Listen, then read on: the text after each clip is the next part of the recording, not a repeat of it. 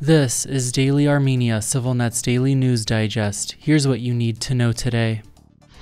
Armenia's foreign ministry yesterday summoned Sergei Kopyrkin, Russia's ambassador to Armenia, to hand him a formal note of protest after Russian state television aired a program critical of Armenian Prime Minister Nikol Pashinyan. The segment on Channel 1 saw panelists cast Pashinyan and other senior Armenian officials, as well as leading Armenian civil society activists, as pro-Western agents of George Soros bent on driving a wedge between Yerevan and Moscow. The Armenian government's protest note denounced the segment as offensive and absolutely unacceptable. There was no immediate response from Moscow to the exceedingly rare formal summons from Yerevan. Armenia's relations with Russia, its traditional security ally and main economic partner, have soured dramatically in recent months, with anger mounting in Yerevan over Moscow's unwillingness or inability to prevent Azerbaijan's 9-month blockade of Nagorno-Karabakh and its subsequent lightning offensive against the region.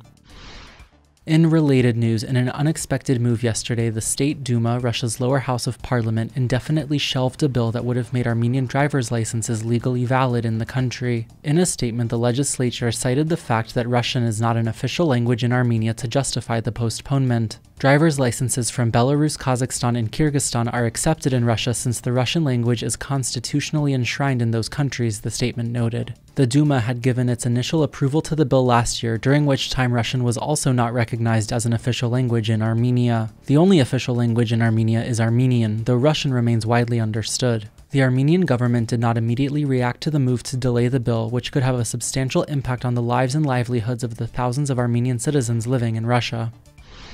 In diplomatic news, a possible meeting between Pashinyan, Azerbaijani President Ilham Aliyev, and European Council President Charles Michel later this month in Brussels has been postponed. Speaking remotely today at a think tank event in Yerevan, Toivo Klar, the European Union's special representative to the South Caucasus, appeared to downplay the postponement. "I believe it's an issue of a small delay and nothing more," Klar said, without providing any further details.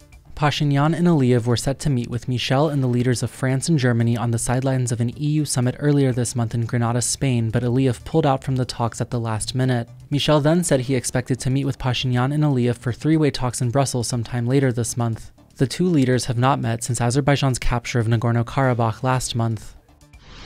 In other diplomatic news, Canadian Foreign Minister Mélanie Joly today indicated for the first time Ottawa may impose sanctions on Azerbaijan for its actions in and around Nagorno-Karabakh. "When it comes to sanctions, I said that everything is on the table," Joly told reporters at a joint press conference with Armenian Foreign Minister Ararat Mirzoyan in Yerevan. She added, "Canada calls for the full respect of the territorial integrity of Armenia and also calls on the Azerbaijani government to respect the right of return of the recently displaced Armenians from Nagorno-Karabakh." Joly arrived in Armenia today to personally open Canada's new embassy in the country and meet with Pashinyan and other senior officials, marking the first high-level visit from Ottawa to Yerevan in 5 years. Notably, Canada is the only non-European country taking part in the EU's monitoring mission along the Armenian side of the border with Azerbaijan, having deployed 2 civilian experts earlier this year to help with observation efforts.